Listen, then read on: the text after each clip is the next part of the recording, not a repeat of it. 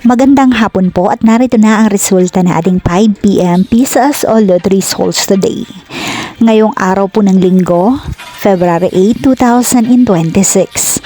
At para po sa draw natin ngayon ay ang 3D Lotto at ang 2D Lotto. At para po sa Lotto More updates, pasubscribe na lang din po ako sa aking channel at pahit na din ng notification bell.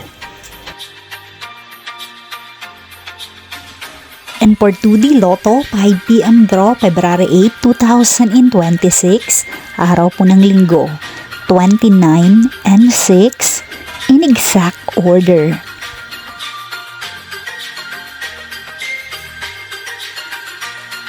And for 3D Lotto, 5 p.m. draw, 8, 1, and 7, in exact order.